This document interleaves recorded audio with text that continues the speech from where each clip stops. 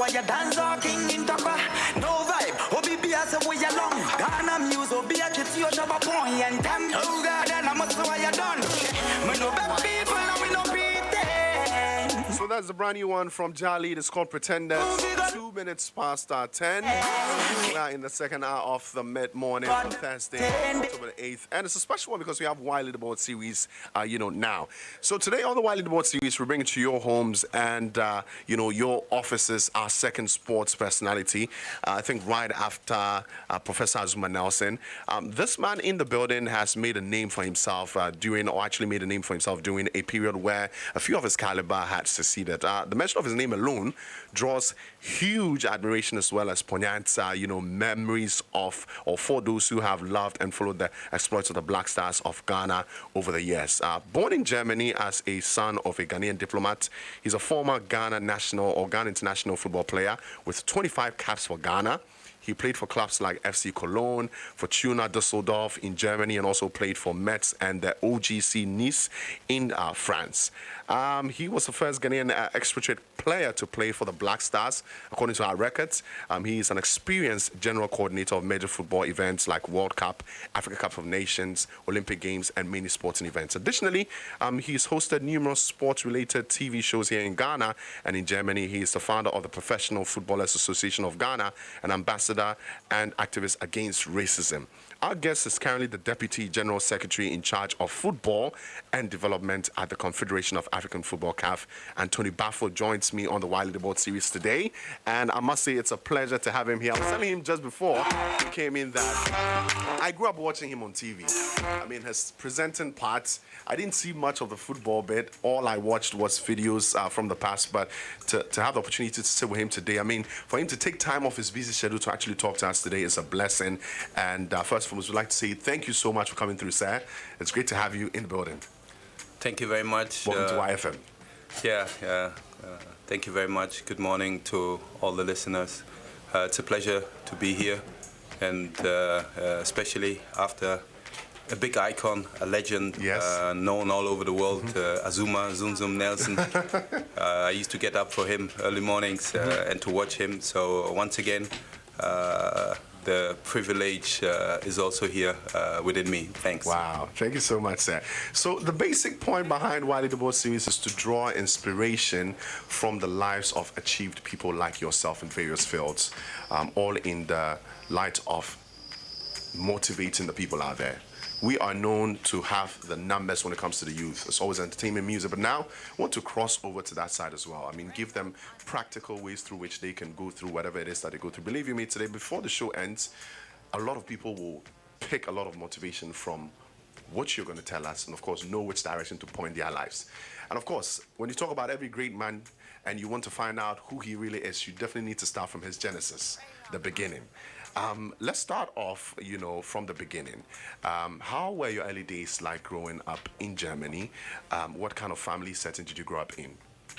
Well, as you rightly mentioned, I was born and bred in Germany. And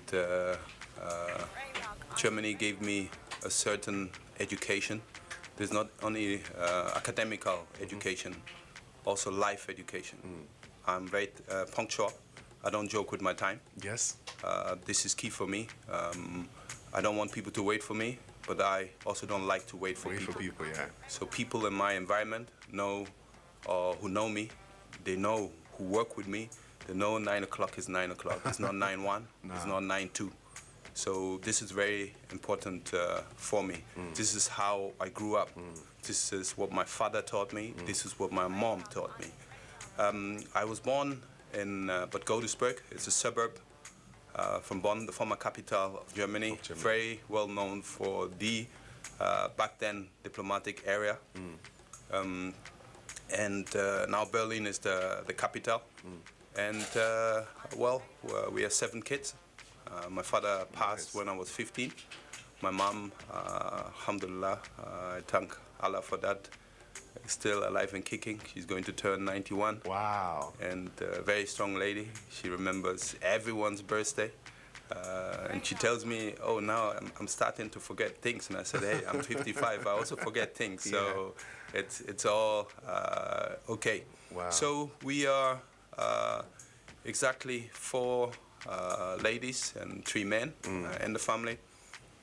And growing up in Germany after my father's death was not that easy. I went to an international school, but then I went to a German college. Okay. I was only black. Wow. In the whole school, but I spoke better German than all of them. And languages is something I really admire, and I'm blessed with it as well. So to tell you, the days after my father's passing were not easy. You know, my mom there with 7 children. I could not go to my mom to ask her for money to take the bus or the tram. No, I got up early mornings. Was distributing newspaper. You used to sell newspaper? Yes, I was distributing. At that time, they were free. You know, certain newspapers were free. Like you see in the movies, the newspaper man come, throw in. So I got up before going to school. But sometimes when I didn't have money in my pocket, I will go into the bus or the tram and I'll not pay. So when the controller comes, I will run. But the difference was that I was running to school. Okay. So these were my early days coming up, because a lot of people thought I was born with a silver spoon in my mouth, but it was not like that. And you know, you have to learn how to hustle. This is very, very important. And it gives you a certain life experience. You know, they're not always glory days in life, but it's written in the Quran, it's written in the Bible that before you get somewhere, you must go through a tough time. That's true.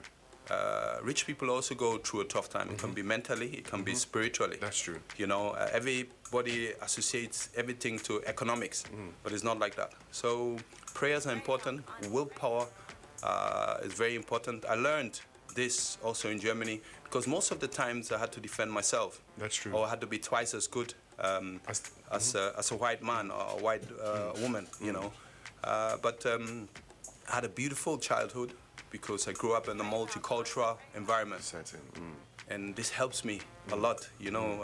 I call it intercultural skills. So I call myself very, very blessed. And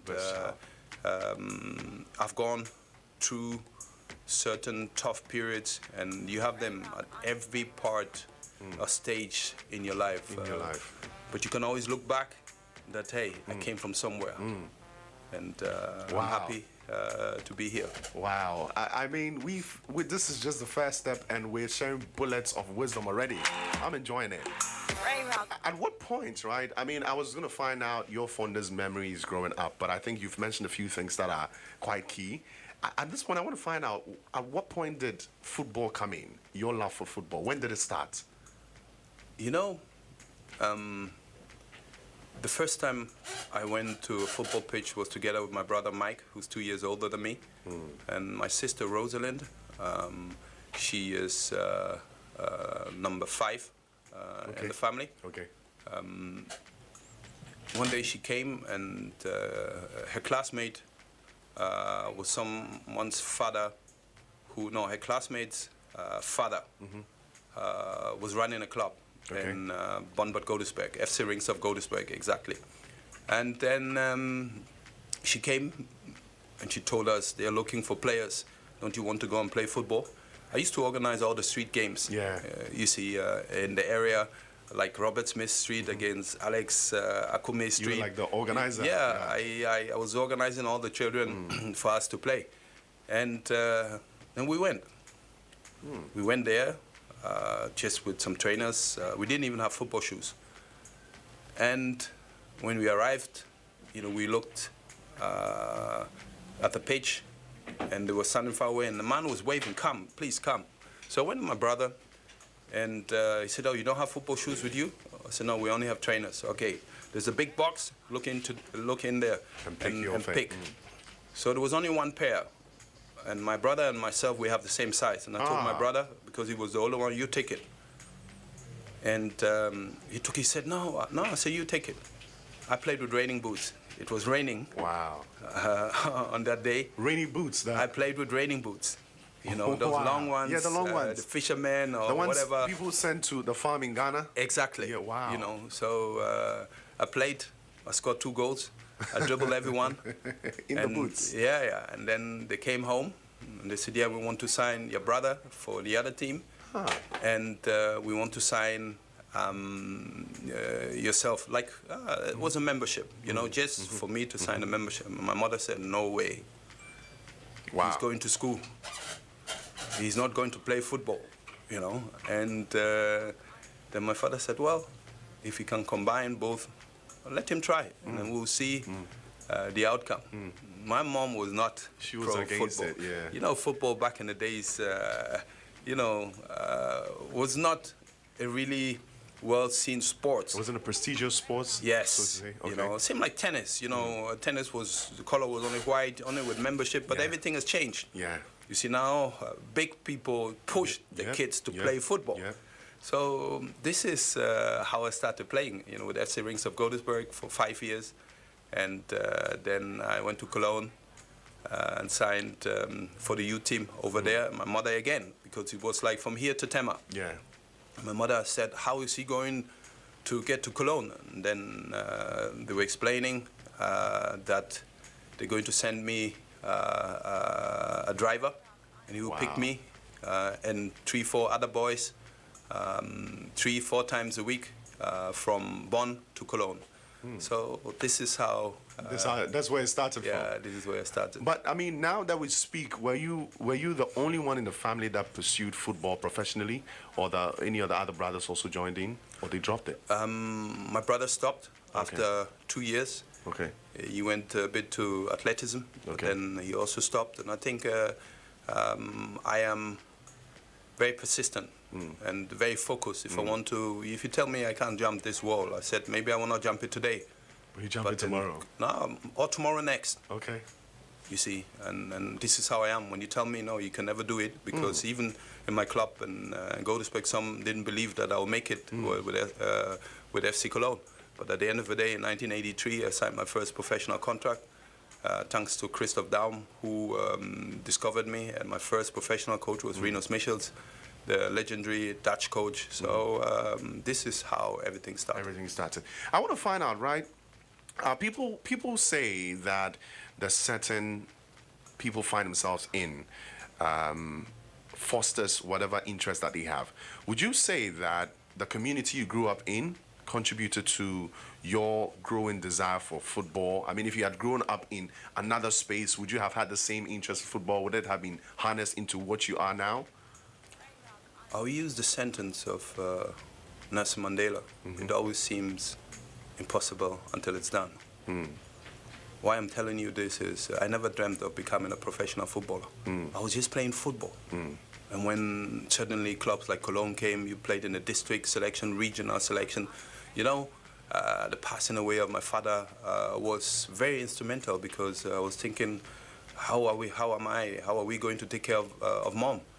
And this was the fastest way to make money and to take care of the family. Yeah. I'm the fifth born, and with 18 I earned more than my elder brother. You see, at that time it was 4,000 Deutsche Marks is equivalent to 2,000 euro. Okay. It was standard for 18 years old boy. I'm not talking about the sums of today, which is okay, legitimate. This is how the market is, you know. But I believe it was destiny. Yeah. You know, many are called, few are chosen. So it was destiny, and alhamdulillah, I thank Allah Back for that. then, I mean, throughout all these days, you were still trying to find your fit with football. How much did you know about Ghana? Did you have the opportunity to travel down along the line? I used to come and go. Okay. And you see, I'm a Pan-Africanist. I love Africa. My heart and my soul is like an African. But my mind, the education, is also European, with a lot of knowledge about Africa. There's certain things I had to get used to. You know, I'm a very straight talker. Yeah. But my father-in-law, first my father, he told me when I was going and coming, I was young. And then he said to me, you're going to make it. But sometimes don't try to understand certain things. what he was telling me, don't compare. I give you an example. You see a bus leaving here in Ghana. The bus will only leave when it's full. Yeah. In Europe, 7:25 on the dot. He's there. He will leave.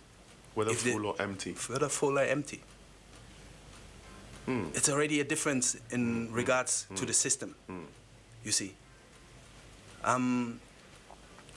That's why I believe in the African, in the youth, because and I've always admired people who combine education and sports. This is very, very important because you never know of tomorrow. May God forbid, things can happen, but then you can fall back on education. So, yeah. So I was the chosen one. I like that. Did you at what point did you pick up a local dialect? Did you speak any? You said you're very familiar, you're very good with languages. While you were coming to Ghana and going back, did you learn any language? Well, I speak Fanti with my mom, okay. But I'm not perfect. You're not perfect. I can express myself better in English and in many other languages, but a lot of people thought I don't understand anything. Boko, Yaminado. I like that. No, but I understand everything. You understand everything. Yeah. But you can't really express yourself in this, so sometimes I can, but of course with an accent. But when I speak the other languages, you will not realize who, like if you talk to me on the phone and in German, you will not know there's a black man behind the phone. I get it now. How much of a family man are you? We know Tony the footballer. Who is Tony the family man, the father? My family is very important to me.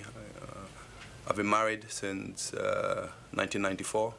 Wow. I've been together with my wife since 1992, through everything, ups and downs. And she's a strong person, a very kind-hearted person. She forgives easily. I forgive too. But you see, I will not entertain the people. I will say, hello, how are you? And I will move on. It would be difficult for me to go with you to dinner. Yeah. But I will not keep it in me. Yeah. You know, and she is somebody who forgives easily. She does a lot in terms of humanitarian work. And she's my backbone. Very, very important. My family is a private affair. Yeah. I don't allow people to mingle into my family. My kids, I have 3, Shaquille, 24, Bokim, 22, my daughter Kashira is 12, and including my wife, they're my everything. And I have nieces, I have kids for my in-laws. I adore all of them. I take them out for lunch. And kids, until a certain age, are very honest. Yeah. They tell you directly. They'll show you if they will like you or not. So I take a lot of wisdom from them too. Yeah, family to me is more important than ever. I would never take any decision without the consultation of my family. If I talk about my family, it's not only my wife, it's my kids too. I explain to them why I'm doing this and that. And I also want them to grow up with character. I tell them, if you don't like something, what daddy or mommy is doing, ask. Yeah. Ask questions. Don't harbor it inside. Exactly. It's very, very important. So communication with your children, with the family, is the key. Is the key as well. Has football found its way into the hearts of any of your children yet? My firstborn, he plays, but he studies as well. Okay. It's rather unfortunate that I could have been more behind in terms of pushing, but you know, I was traveling a lot, and I could have done more in this aspect. Yeah. Do you think he's gonna play? He's gonna play better than you in the future? He's gonna get there, like go past you. You see, we always want our children to become better than we are. We lay the foundation for them. You understand? That's why we're working. Yeah. If I see a market woman or a lady who carries all the food stuff on her head to sell, and she would tell you probably, my son goes to this and this school. So she's sweating for the son to become someone. Yeah. And when the son becomes someone, he will look after his mom. So these things for me are very, very important. Let's speak a little bit more about your career now. I mean, you told us about the beginning where football came in and all that. Somewhere between 1974 and 1983, your career at youth level had taken off already. What were some of the key moments during the period that convinced you that you could pursue football professionally and succeed? Like I told you, I never thought of becoming a professional footballer. I loved to play, but I told you one of the key elements was my father's passing away. Yeah. And having the fastest seeing football the fastest way to make money, to support the family. Yes, exactly. And when I turned 17, I used to be called up to train with the professionals once or twice a week, and this already was a strong signal that you have talent. Yeah. And every Tuesday we had something called Nachwuchsrunde. It was like a, let me say, talent league, top talents league. Okay. You play with the experienced players who are coming back from injury to get playing practice and more playing, regain playing experience. And for us, the young ones, we were on the spot.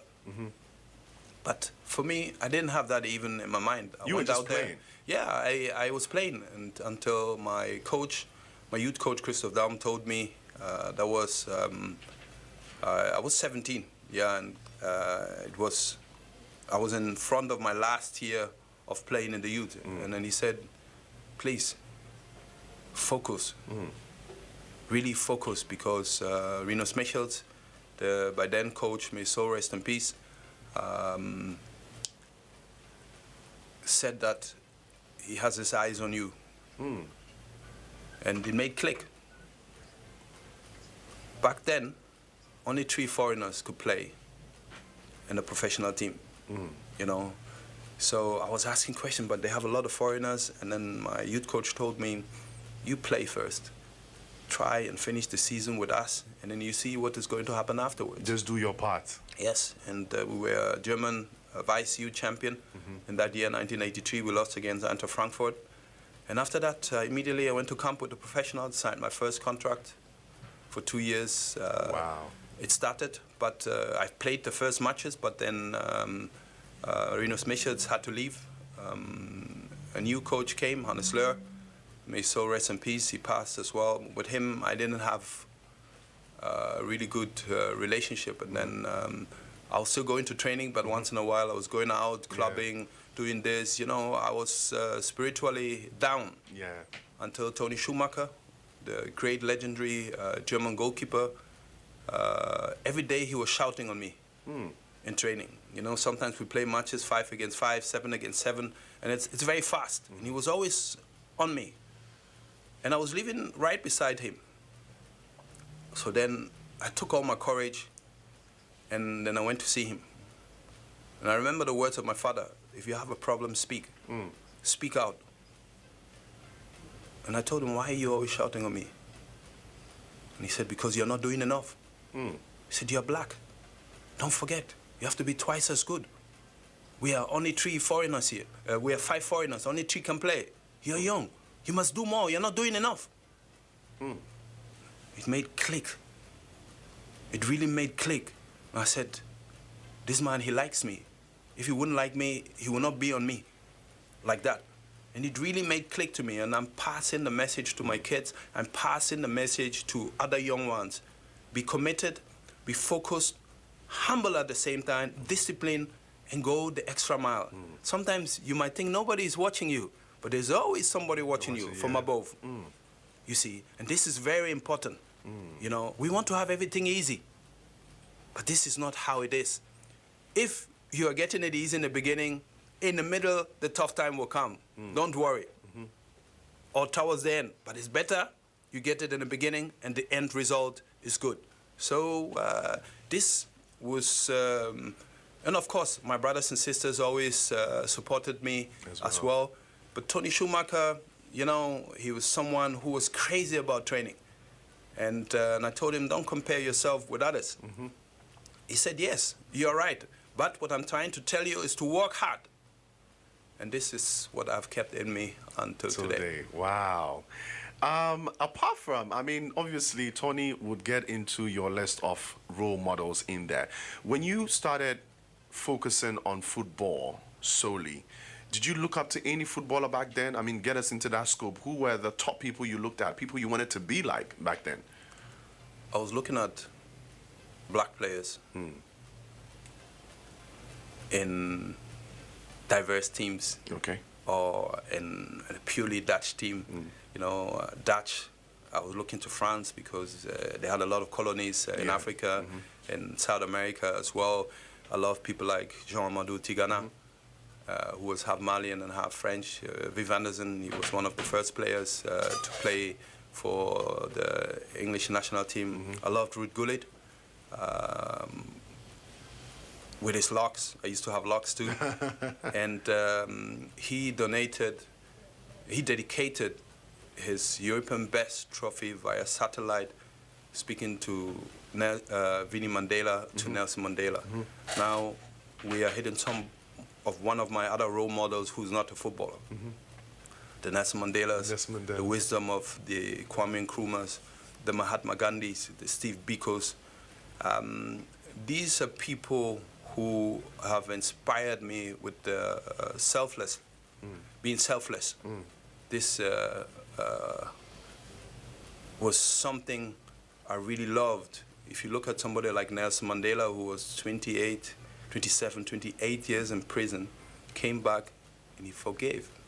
You see, he could have been angry, full of hatred, but you see, a leader is not just there to talk. He makes other people great as well, you know.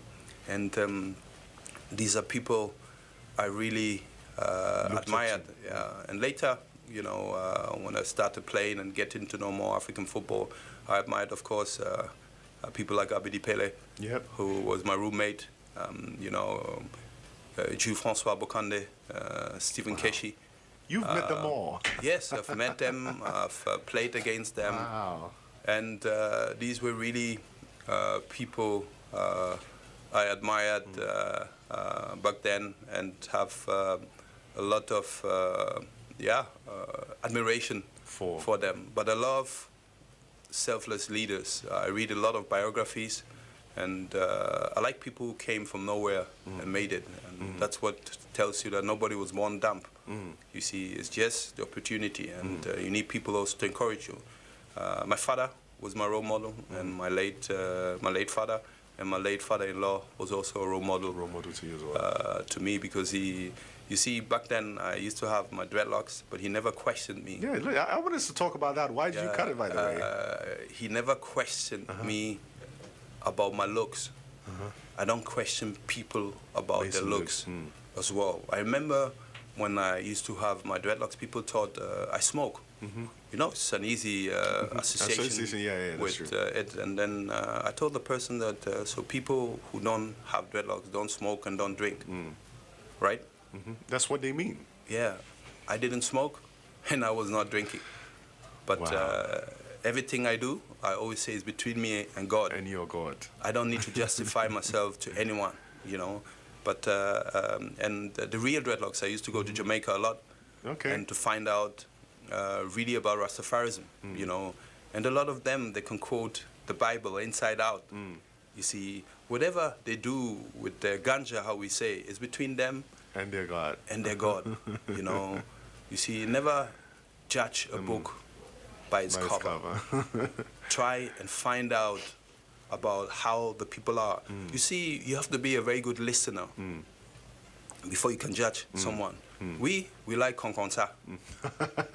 We love it. When you see the movies, how people talk about each other. You see, if I have a relationship with you, and somebody will come and talk anyhow about you, and then I will tell the person, maybe between you and him, but not between me. Not between, exactly. Or I will take the phone and call the person. And say, this is now speak. He's here. And then they run away. That is the ethics of Kokonsa. I mean, they can't say it in front of the person. So for me, wow. No time for that. Beautiful story. Now, you were the first recognized black player, as you mentioned, to appear in the German Bundesliga, right?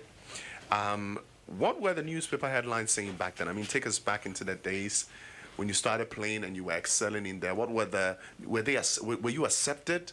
How was it like? How was the reception like? First of all, I must give kudos to the late C.K. Jumphy, Okay. who played for my former club, Fortuna Düsseldorf, and he was there before me. We had, but if you say the first recognized, maybe I made, let me say, an impact in terms of media attention. You had Ibrahim Sunday, who was with Werder Bremen. He only played 2 times, but at the same time, he was studying there. We had people like Etepe Kakoko, Santos Multubila, who were there in the 80s as well. And then the wave came with Anthony Yeboah, Suleiman Sane, Ali Ibrahim was also there. So it was a stepping stone to something, which has been created today. I know your next question would be about racism, how I felt, and yes,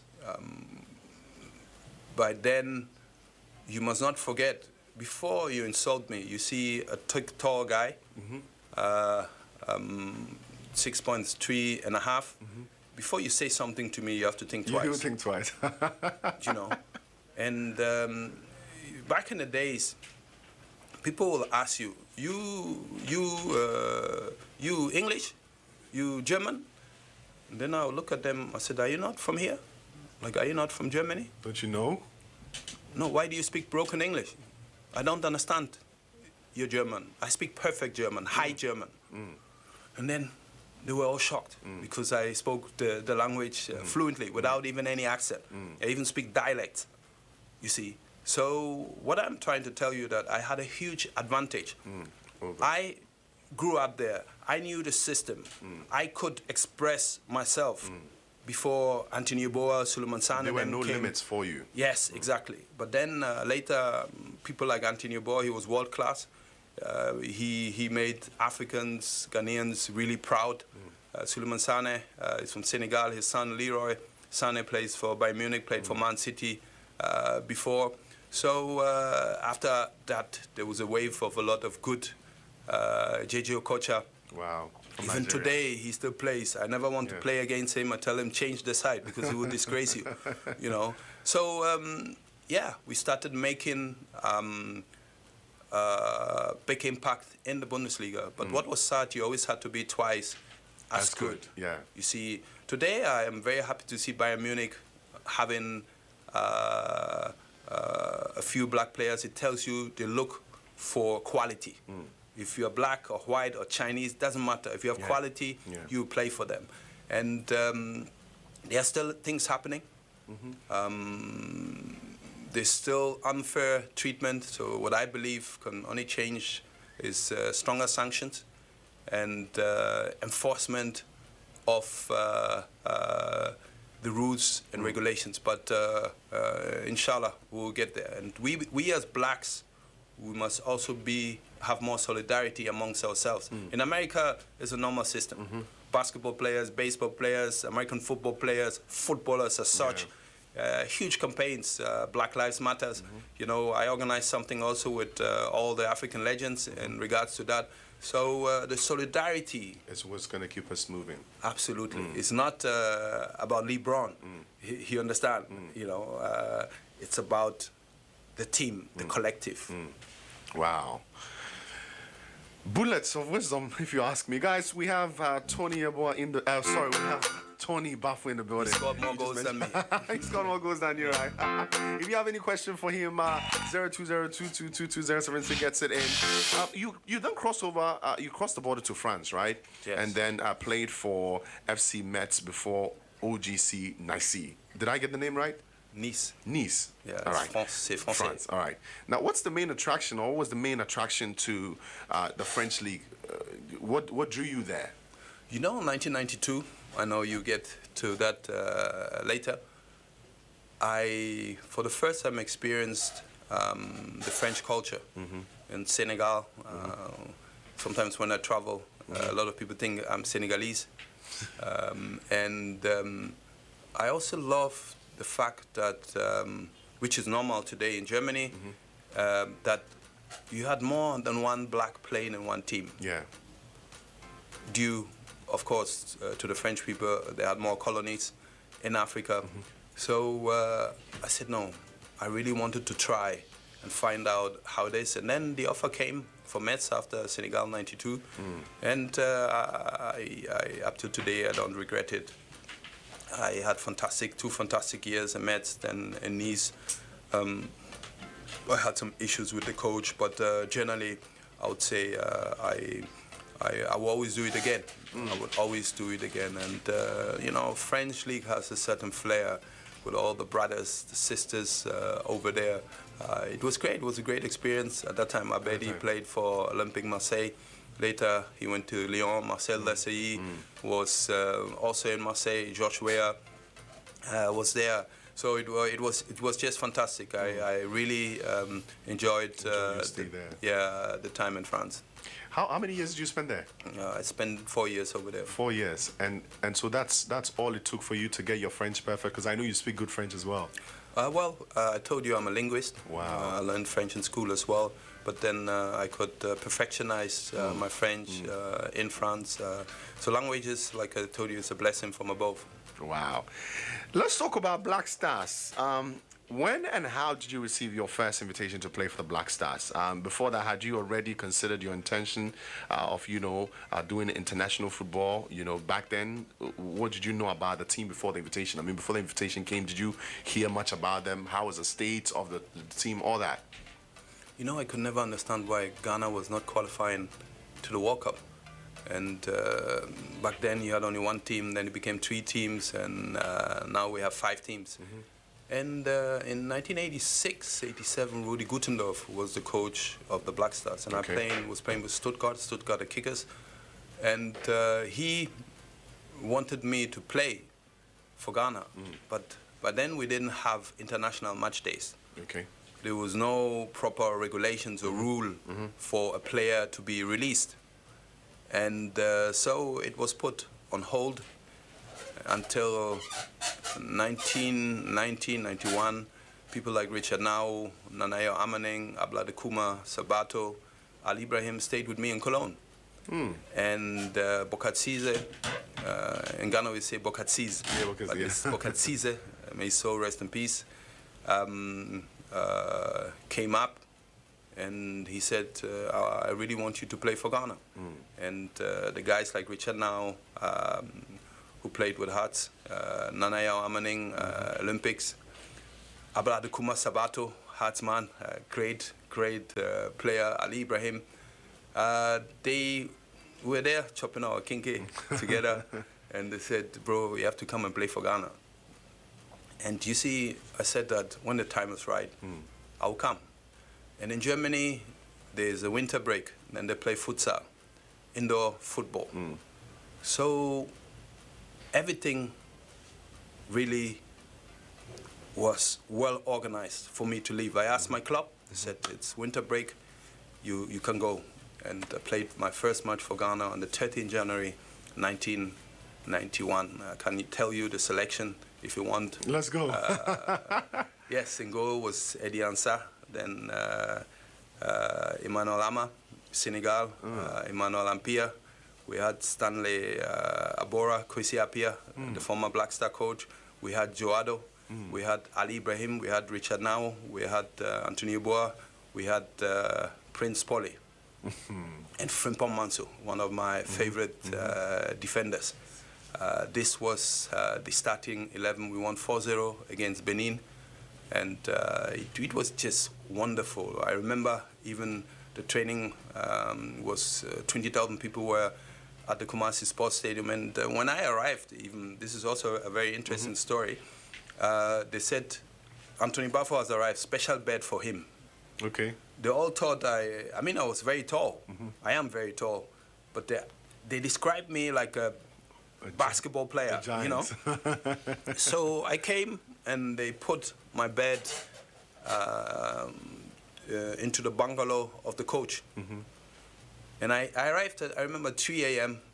With the late Alhaji Mekano, one of the best team managers ever. May his soul rest in peace. Fantastic man. So when I woke up, I looked around. I said, where are the players? Players, no way. And then they said, yeah, they're over there. They didn't want me to sleep there. They said, you know, there are mosquitoes, there are this. Oh, no. And I said, I'm a footballer. I must be where the players are. And I said, the only thing I'm telling you, take that special bed, bring it to the other compound. And then Ali Ibrahim, Richard Now, then Ablad Kuma Sabato, they said, don't worry, Tony will not sleep there. This guy is a Rasta man. Wow. You know, what they were saying, but then I didn't have the dreadlocks. They were saying that my spirit is very free and open. So I took the bed and I slept where the players were. And I think this was very, very important also. I didn't want to feel like I am special. And then people like Tony Yeboah, being there, I knew him from Germany, also took good care of me and explained certain things to me. It was just fantastic. It was, I remember they substituted me a couple of minutes before the end of the game. I had standing ovations and I took the flag and I did a lap of honor. It was very spontaneous, and you see the love for my continent and the love for my country, Ghana, was really deep. And up till now, I'm very proud to be Ghanaian stroke African, and that gave me special feelings. I always tell people, can you stand down there and listen to your national anthem? When this thing happens, that means you have come very far. We thank God for that. Wow. Now, I'm sure through all these fun days playing for Black Stars, I mean, the early days, you must have had one or two challenges. Do you remember any? Challenges, you see, when I arrived, you know, things were not like today in terms of professionalism. We didn't even train with the same kits. Everybody was wearing his kits, and then we had the bib on, you know, and but you know, you came for the love of the country, for the love of the flag, of the Black Star, and of course challenges. I don't see it as challenges. I would say experiences. We went to Senegal '92. We lost in penalty shootout. I missed the final penalty. And I scored the first, but people will always talk about the second one that you missed. That's normal. You have to live with it. Was that the one in 1992? Yes, exactly. And I remember journalists asked me, "Oh, did you feel like stopping your career?" And I said, "Did Maradona stop his career after he missed the penalty? Did Lothar Matthäus stop his career, or Baggio after he missed the penalty? Hey, this is part of life. You gotta carry on, because you don't do it intentionally. And at that same time, you were the one taking the responsibility. And maybe I don't want to find out if you wanted to quit, but after that miss, what was the first thing that came to mind? What ran through your mind? Take us into that scope. What was your? Oh, you see, in that very moment, you're sad, because if you would have scored, we would have brought the cap home. Home to where it belonged to the promised land of Ghana. But it didn't happen. It didn't happen after that as well. '82 was the last time.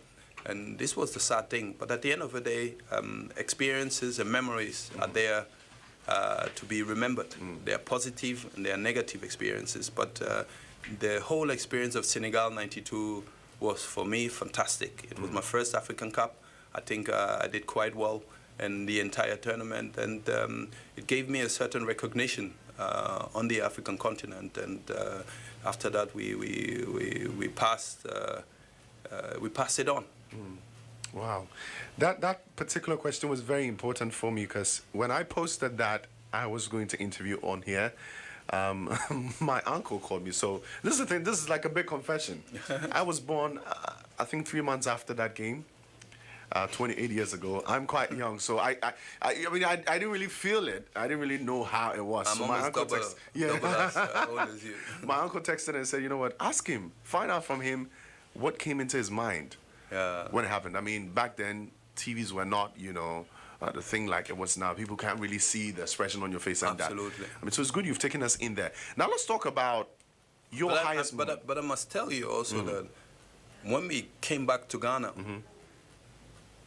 the airport was crowded like we had won the cup. So they were not angry? No. They carried me. You see. And you must not forget, I was the first to be born abroad to play for Ghana. And I opted for Ghana. And the people saw that I was real. And up to now, the respect is there. And I'm very grateful to that. For me, it's a blessing. It's a timeless blessing. Wow. Anyways, which moment in your soccer career would you describe as your greatest moment? Something that happened or a time that you felt, wow, I'm really here.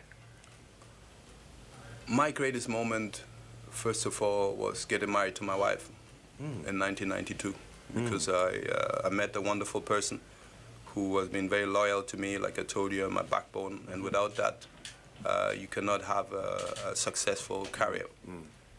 In regards to, and of course, my children, Shaquille, Bukim, and Keshira, are all a blessing to me, to us. And the prayers of my mom, of course, very important for all these moments. Playing for Ghana was special. That's why I've not forgotten the date, the 13th January 1991 against Benin. It was a start of coming back home to the continent, not only Ghana, because I had the chance to travel in Africa, and I'm still continuing it today. So things like that really make me happy, because in Germany, the way I grew up, when we go to matches, we sit, nobody's singing, nobody's talking. You're focused. I used to have a Walkman back in the days, listen to my Bob Marley or Lucky Dube songs. And but here, when I sat in the bus, we started singing. Jama, gospel songs, and I said, wow. And I said, no, if you do that in Germany, they think, what is wrong with him? But nowadays, everything is cooler. You hear music in the dressing room. The young generation of today is more easy. But all these are very positive experiences for me. And it's a free lesson. You've been taught things you cannot buy, you know, and then different ethnic groups, we pray. If you're Muslim, if you're Christian, we pray. We pray together, because prayers have no... there's no boundaries, Yeah, there's no boundaries, and they speak all the languages, like the football itself. He speaks every language. And these are things I don't want to forget. And you see, I always talk about Abedi Pele, because for me, one of the greatest players I've played with. You know, we were roommates up till today. We are brothers, and it was great meeting him. And it was just, the way he played, he was just unique when he was preparing for the match. You know, at that time there were small shin guards. He was putting the shin guards on the left, on the right, in front, behind, and you know, said. He was prepared to be kicked, and I told him that whoever kicks you, I'll kick him too. Wow. So don't worry. Yeah, it was a great time. Speaking about moments you will never forget, you touched on one thing that is a part of Ghanaian football. Well, it's actually African football. Now, I'm sure, you know, teams outside are also emulating as well. The Jama bit. Do you remember, I mean, when you joined the Black Stars, do you remember that one Jama that always got you in the mood? Like, whenever it comes up, you're like, oh, I'm going to do this. No, you see, I was not used to music in the stadium. High life. You know me, I like the Ben Brackos, you know, from the good olden days, you know. And this tone, I remember when my mother and my father used to dance at parties. And then this tone, this rhythm came, and I said, wow. Wow. And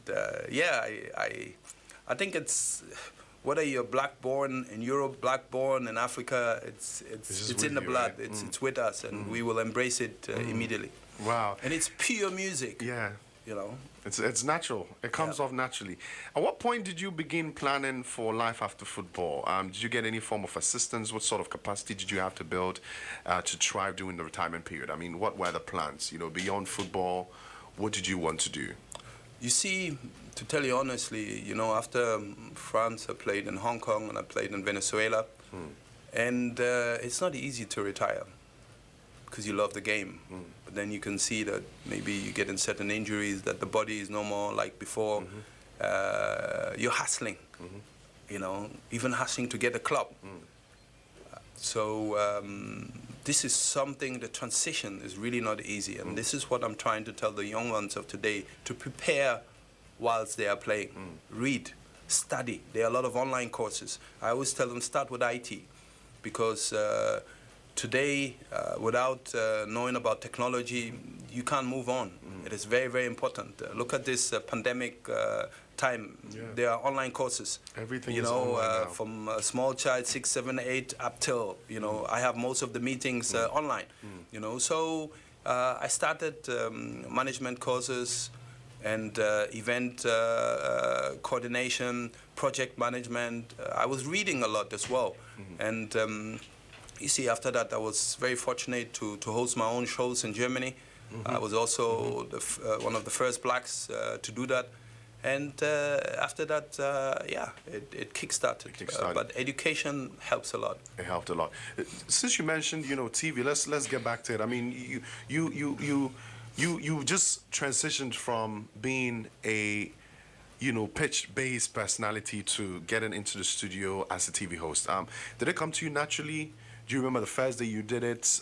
Did you enjoy it more because, you know, it was football related? You see, I always wanted to do something with TV. And then I had the first offer from the Disney Channel. It was a kids' football show. That's how I started. And then later I had my own shows like Baffoe Meets, all the international players from the Champions League. I had a youth football show where I interviewed the likes of Schweinsteiger, Podolski, and then Philipp Lahms, and then later Samuel Eto'o, Rigobert Song, etc. And you know, it's like a conversation because they see me as a big brother. Yeah. And I can go into their houses. You know, they will not allow any normal presenter or journalist to come into your house. And this is how I got going. I got bigger shows at prime time, and then here in Ghana as well. I was hosting the Viasat One Champions League. That was one of my favorite shows. Yeah, and you see, when I work, I want to take my own decisions. I don't want you to come and tell me do this, do that. I will take the responsibility. I need to form my own team. If not, I'm out of here. And with Viasat One was a fantastic experience. The ideas we had with the promos were all ideas which were implemented. Even the studio set up, you know, it was really special. And it was a live show. Yeah. I really enjoyed it, and it helped me to, let me say, uplift my CV. So apart from football and, of course, journalism, obviously, what are some of the other businesses you're involved in? Do you have other business, other things that you have interest in that you do? Oh, I love event management a lot. I've organized a lot of events, and what you read before in my profile, I was the general coordinator. It's a general coordinator is like a CEO of a venue. You run the entire venue administration. And that very moment, if it's CAF or FIFA, you represent the administration in that venue. Yeah. And you have a team made out of media, security, hospitality, protocol, and IT. Hospitality, everything. You take in charge there. That's why they call you the general coordinator. You have to coordinate everything, including the teams who play at this respective venue. Yeah. You lead the teams out of the tunnel, and you must start the match on the dot. If any of the teams comes out late from the dressing room, you can miss your time. So you have to be really in control, in command, and go into the dressing room. Hey guys, it's time. Come out now. And you see, for me, it was a bit easier because I came from there. Yeah. So you understand the dynamics in there. I understand the dynamics, and they understand me. I know how to speak. I never had a complex in front of any star, be it Cristiano Ronaldo, Neymar, Messi. I told them, here, before you go on the pitch, I am the boss. I'm in charge. You see? And most of the times, Neymar, for instance, he's somebody who takes a lot of time. He's the last to come out. And so you have to check your countdown. Yeah. And you know everything is planned, when a plane departs. You see, check in at that time. Yeah. Everything subsequently, until the time you put your arm down, and the match will start. The referee will look at you. You have your arm up.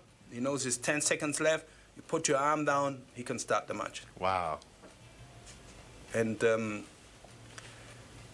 I mean, it was special moments. I've done a lot of World Cups, Club World Cups, African Cup of Nations, Champions League matches, African Champions League matches, and mostly I was at the final venue in 2014, the legendary match against the team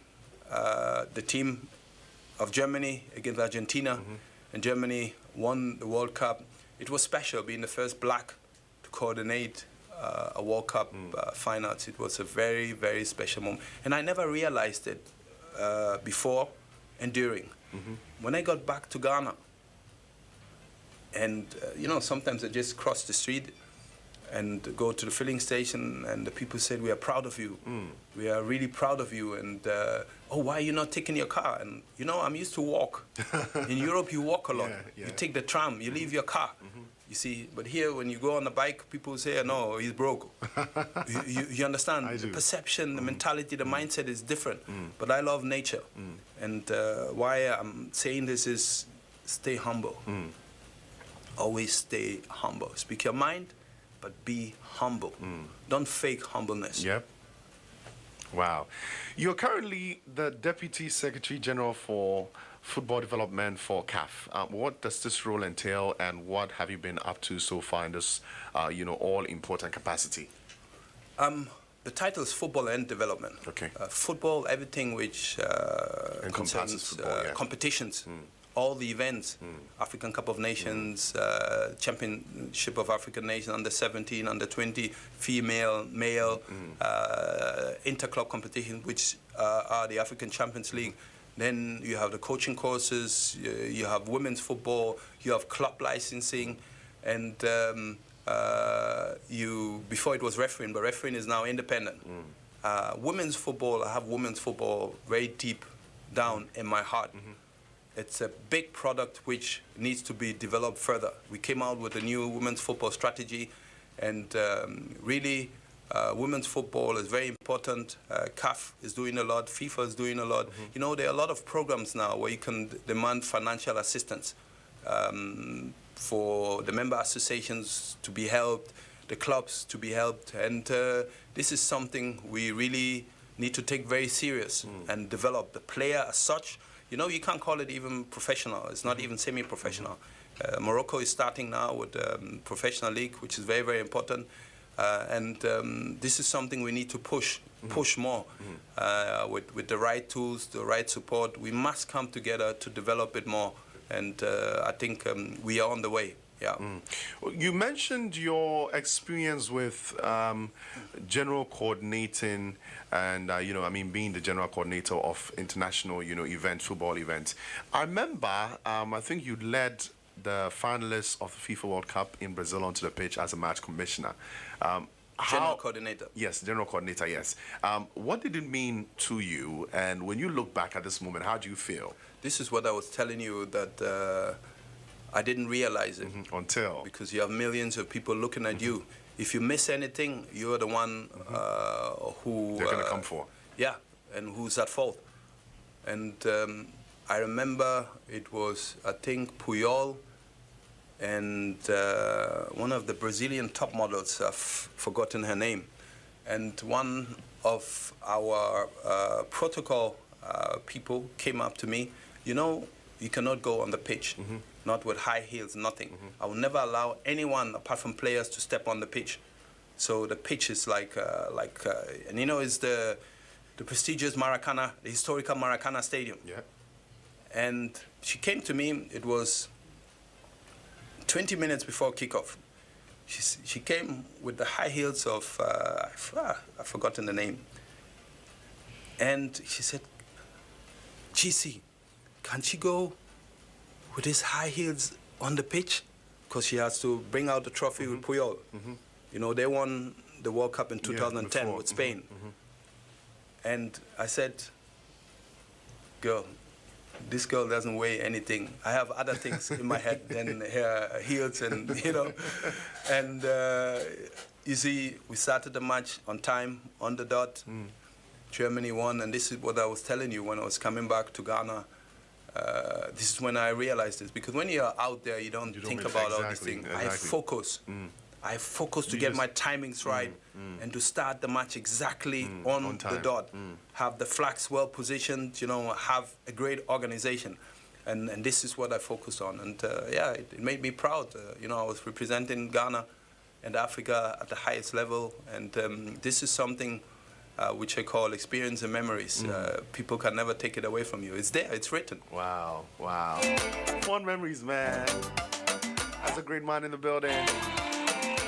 In a bit, I'll be jumping on your WhatsApp to check out your questions as well. Before we do that, don't forget the hashtag is Wiley the Board series. So now, how hopeful are you of making a change? I mean, you touched on it earlier, making a change as a FIFA ambassador for the campaign against racism. A lot is still being done out there. What are some of the things you are looking at doing in particular to bring down the menace of racism in football in particular? Racism is not only about black and white. You see, some people, you know, we have this, we say he's mixed race. When you say mixed race, they would think black and white. But if somebody is Polish and somebody is from Bulgaria, is also mixed. It's not only about color, you see. And it is very important that we as blacks also move closer together. I spoke to you about it before, how things are done when it comes to sports in the States. They really stand out. But just recently, there was, I think, homophobic insult against one of the players from London, Donovan, a former player from the US who played in Germany as well. And he's also the owner of the team. They walked off.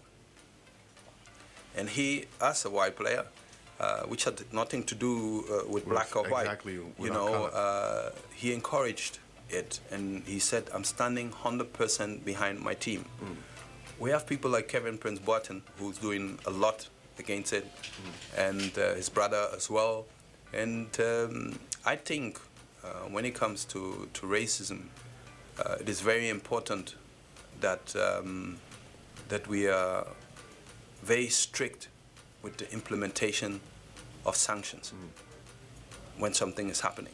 You remember Sulu Montari was also in Italy. He wanted to walk off the field, and then he got a red card. And but then later they retracted the decision. You know, but why does it? Why must it get until then? We should take the action immediately, and this is very, very important. It will not end tomorrow, and for me, there are also some blacks who I don't get along with. That has nothing to do. All I want is for us to be respected, and this is very, very important. You know, so the struggle goes on. We will never give up the fight, and we say that there's only one race, the human race. The human race. Yes. And there's only one language, football. Football speaks it all. Yeah. What steps should African governments take to develop sports and strategically position it as a revenue earner for their economies? I mean, I've seen countries make so much out of football. You've experienced both worlds. What, in your opinion, should governments do to change the face of, you know, football and sports in general? You know, first of all, we must see if the right people are in the right places. If you run a club, what are the criteria to be a chief executive officer? What are the criteria? We must set criteria. We have something called club licensing, which is very, very important. There are strict rules in terms of infrastructure, financial accountability, etc. This helps a lot to put things in place. Back in the days, if I talk about football, we had Temagapoa, which was supported by the Port. We had Obuasi Goldfield, which was supported by the Mines. The Mines, yeah. We had Power FC, which was supported by electricity company. What I'm trying to tell you is very important that corporate bodies put themselves behind football. But then you also, what are you giving to this corporate bodies? What are you offering? In return. So organization is very, very important. Financial accountability, It's also important. budgeting. If you want to pay a player a certain amount and after 3, 4, 5 months you cannot pay the player, that means there's something wrong with your budget. It is not easy. Ghana football has gone through tough times, but now they're trying at the FA with Kurt Okrako and his team to get more sponsorship and to get things done. I believe a lot in youth development. I believe in football in schools. The only thing here with the system is very difficult for a young player or a student to play football during the week because you go to school from 8 to 4, 4:30. In Germany, I went to school from 8 till 1. And then you're done. Yeah. Okay. But if I stayed until 2 or 3, that means I had sports. You understand? So it's a different. Now, for instance, in Germany, you have football in school. You have football as a subject. Yeah. You know, it's part of the synopsis, the curriculum. The syllabus, yeah. The syllables. You understand? So it's important to get closer to the schools because this is very important for youth development. You know, kids don't need to play when they're 6, 7, 11 against 11. You can play 3 against 3, 4 against 4, 5 against 5. We need regional selections as well. And if I say regional selection, not only in football, generally, basketball, athleticism, etc. And it's all developmental. Ghana, we have a lot of talent. We have a lot of talent, but the talent in Africa as such, it's very huge. All right. Thank you so much for that. Now we're going to move on to just 2 questions from you guys, and then we're done. 0202222073. Get yours in. Now this message in here is from E. All right. Okay. So she says, AFCON competition after COVID, will it come on next year? That's what she wants to find out. She wants to find out if AFCON competition will continue after the COVID. We first of all have the CHAN, which is the Championship of African Nations in January. And one thing about COVID, it controls us. We don't control COVID. And we have planned for it to come on, the CHAN. So let's see what is going to happen with the pandemic. We have the qualifiers also coming up. So we are planning for everything, under 17, under 20. So the plans are there, but let's see what the further development of the pandemic will give to us. Wow. Thank you so much for that. Now, I want to find out personally, right, what do you do for fun? I mean, football is fun. I want us to put that one on the side. In your daily activities, what are some of the things you do for fun? Do you play another sports? Do you play basketball? Do you go out to the club? What do you do for fun? I love tennis. Okay. I work out in the gym. I run.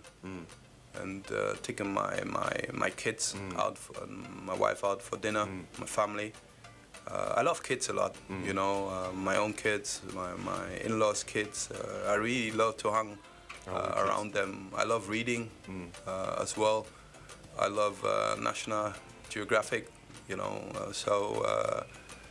Yeah, for me, taking my family on vacation, being with them, dining with them, it's already fun. You, right? Yeah. Do you love music? Yes, I told you I love Bob Marley, I love Lucky Dube, I'm a fan of Ben Bracco, good old High Life. I am very old school. That's fine. In terms That's of allowed. R&B, and now I don't know so many musicians. You know, The new ones. I knew Tamini because he lived in my area, and he had this song, "Seobi." Exactly, Wow. and then I think Stoneboy, this album Angloga, Angloga Junction album. I love it for him to go back to his roots, you know, and where he started. I love the layout, and then Shatawale, I love the song Taking Over. Taking over. So this is what we're going to do. After the interview, we'll play a few songs which are created by you, of course, your favorites. But thank you so much. At this point, I mean, all I can say is thank you. You shared a lot with us. I mean, there are things that you said today that I probably never heard before. But before we wrap it all up, all right, the youth of Ghana and the youth all over the world are listening to you. Any last words to them? For them on believing in their dreams, aspiring and attaining greatness? I mean, what should they do? Piece of advice for every young person listening to us today. First of all, one of my quotes I mentioned earlier on, it always seems impossible until it's done. Then you also have, there's no elevator to success. You must take the stairs. So what I'm trying to tell you is take it step by step, poco a poco, and be committed, be focused, be disciplined, be prayerful as well. Have that determination to make it. And also listen, don't pretend like you know everything. Try also and surround yourself with good people. Too many friends are not good. Have those who are loyal to you. Continue reading, getting the inspiration from above, and also through books, you know. And if you have certain difficult decisions to take, try, even with a young age, to apply wisdom to it. And at the end of the day, hard work always pays off. And my favorite quote is, God's time is always the best. Wow. Thank you so much, sir, for all this. We appreciate it. Wild Boat Streets has been a beautiful one today, and hey, we have some Bob Marley, right? For you. 11 guys. Join me, say thank you to Mr. Tony Baffoe. He came on Wiley the Boat Series and shared his live with us. Anything else you want to find out is on our website now, www.yfmghana.com. Thank you guys going out to the team Wiley the Boat Series Digital, all of the guys for putting up this good work. So have a wonderful day. This song is for you.